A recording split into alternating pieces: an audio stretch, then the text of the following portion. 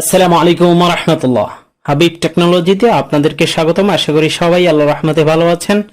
দর্শক, আরেকটি নতুন ভিডিও নিয়ে আপনাদের মাঝে হাজির হলাম। আজকে আমরা কথা বলবো কিভাবে আপনারা ব্যাংক এশিয়ার ইন্টারনেট ব্যাংকিং এর ইউজার কিভাবে আপনারা ঘরে বসে আপনার মোবাইল দিয়ে পরিবর্তন করবেন সে বিষয়ে আজকের এই ভিডিওতে আলোচনা করব। ভিডিওটি খুবই গুরুত্বপূর্ণ, তাই স্কিপ না করে সম্পূর্ণ ভিডিওটি দেখবেন এবং যে কোনো বিষয়ে আপনারা কমেন্ট বক্সে আপনাদের মূল্যবান মতামত এবং আপনাদের পরামর্শ শেয়ার করে যাবেন।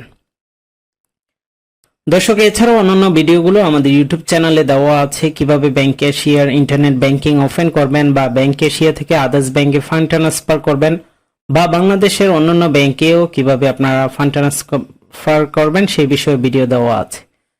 তো দর্শক, আপনারা মোবাইল অ্যাপস, মোবাইলের ব্রাউজার অথবা কম্পিউটার, আমরা কম্পিউটারে দিয়ে দেখাচ্ছি, আপনারা মোবাইলের ক্রোম ব্রাউজার দিয়েও এখানে চলে আসতে পারবেন, সমস্যা নেই। ব্যাংক এশিয়ার অ্যাপসে ব্যাংক এশিয়া লেখলে যেই লিঙ্কটি আমরা ডেসক্রিপশনে দিয়ে দেব ইন্টারনেট ব্যাংকিং এর, এখানে আসার পর অথবা আপনারা ব্যাংক এশিয়া লেখার পর ইন্টারনেট ব্যাংকিং দেখতে পাচ্ছেন, এখানে লগ ইন করলেও ইন্টারনেট ব্যাংকিং এর যেই ওয়েবসাইট আছে ব্যাংক এশিয়ার সেখানে নিয়ে যাবে। তো আমাদেরকে যেই আমরা এতদিন ব্যবহার করেছি ব্যাংক থেকে যে ইউজারটি দিয়েছে সেটি দিয়েই এখানে ভেরিফাই কোডটি দিয়ে সাইন ইন করবেন। সাইন ইন করার পর দেখতে পাচ্ছেন আমরা হোম পেজে ইন্টারনেট ব্যাংকিং এ চলে এসেছি। এখানে প্রোফাইল এ ক্লিক করবেন, করার পর ইউজার আইডি চেঞ্জিং রিকোয়েস্ট এই অপশনটিতে আপনাকে ক্লিক করতে হবে। আপনারা যারা প্রবাসে আছেন অবশ্যই ইউজার আইডিটি কেন চেঞ্জ করবেন, কারণ এটি ব্যাংক থেকে তাদের একটা পছন্দ মতো দিয়েছে। আপনারা আপনাদের অবশ্যই এই ইন্টারনেট ব্যাংকিং করার সময় যে জিমেলটি দিয়েছেন সেই জিমেল বা ইমেল যেটাই হোক না কেন সেটাই আপনাকে ইউজার হিসেবে সেট করতে হবে। এখানে নিউ ইউজার আইডি এবং নিউ ইউজার কনফার্ম আইডি দুটোটা একই দিতে হবে। তারপরে সাবমিট, তারপরে ইয়েস আপডেট এইটা ক্লিক করতে হবে।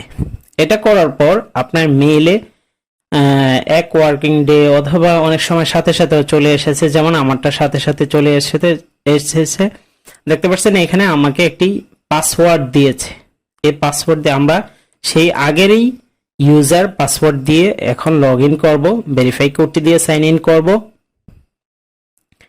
করার পর আমরা রিকোয়েস্ট পাঠিয়েছি অনেক, আপনারা মেলে এটা চেক করবেন। তো এবার প্রোফাইলে আবার গিয়ে 2 নাম্বার যে অপশনটি সেটাতে আপনাকে কি রিসেট ইউজার আইডি চেঞ্জিং এখানে ক্লিক করতে হবে। আপনাকে নতুন একটি পেজে নিয়ে আসবে। এখানে আসার পর প্রথমেই আপনি যে নতুন ইউজারটি দিয়েছেন সেটি দিবেন, এরপর আপনাকে ইমেলের মাধ্যমে যেই পাসওয়ার্ডটি পাঠিয়েছে এখানে সেই পাসওয়ার্ডটি আপনাকে দিতে হবে। তারপর আপনাকে নতুন করে পাসওয়ার্ড ক্রিয়েট করতে হবে।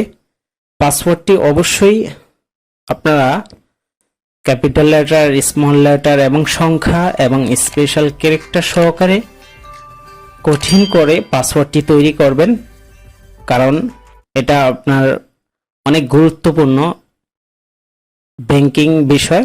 তো আপনারা দোনো জায়গায় একই পাসওয়ার্ড দিয়ে দিবেন এবং পাসওয়ার্ড এক্সপায়ারি ডেট 90 দিন দিয়ে দিবেন। দেওয়ার পর সাবমিট অপশনে ক্লিক করবেন। এবার আপনি যে নতুন পাসওয়ার্ড এবং ইউজার দিয়েছেন সেটা দিয়ে এবার লগ ইন করতে হবে। তা আমরা নতুন পাসওয়ার্ডটি এখানে দিয়ে দিচ্ছি। দর্শক, বেশ কিছু জিনিস দেখতে পাচ্ছেন হাইড করা আছে, এগুলো সিকিউরিটি রিজনের কারণে আপনারা বুঝে নেওয়ার চেষ্টা করবেন। এখানে যে ক্যাপচারটি আছে এটি এখানে দিয়ে দিবেন, আপনারটি ভিন্ন হবে।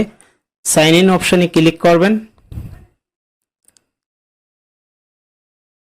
করার পর আপনাকে আশা করি আমাদের ইউজারটি চেঞ্জ হয়ে গেছে। আমরা চাইলে এখন আমাদের পছন্দ মতো ইউজার দিয়ে লগ ইন করতে পারি। এখানে আসার পর প্রথমে আপনি যেই একটু আগে যে পাসওয়ার্ডটি দিয়েছিলেন সেই পাসওয়ার্ডটি দিবেন ওল্ড। এরপরে আপনাকে নতুন করে আবারও পাসওয়ার্ড পরিবর্তন করতে হবে। এখানে নিউ পাসওয়ার্ড এবং কনফার্ম পাসওয়ার্ডে একই পাসওয়ার্ড দিবেন এবং 90 দিন দিয়ে দেবেন পাসওয়ার্ড এক্সপায়ারি ডেট। এরপরে সেন্ড রিকোয়েস্ট দেওয়ার পরই দেখতে পাচ্ছেন সাকসেসফুল হয়ে গেছে। এখন থেকে আমরা নতুন ইউজার দিয়ে লগ ইন করবো সবসময়।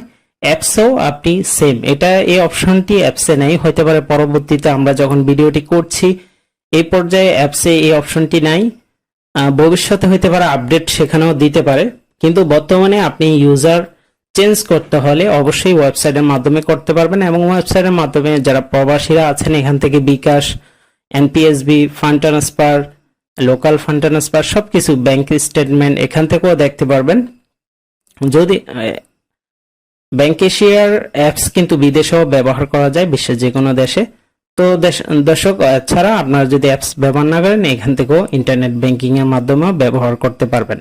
দর্শক, এই ছিল আজকের ভিডিওটি কেমন লেগেছে অবশ্যই কমেন্ট করে জানাবেন। যারা এখনো আমাদের চ্যানেলটি সাবস্ক্রাইব করেনি অবশ্যই চ্যানেলটি সাবস্ক্রাইব করবেন এবং পাশে থাকা বেল আইকনটি বাজিয়ে দিবেন। অন্য কোনো ভিডিওতে আপনাদের সাথে কথা হবে। আজকের মতো এখানেই বিদায় নিচ্ছি। আসসালামু আলাইকুম ওয়া রাহমাতুল্লাহ।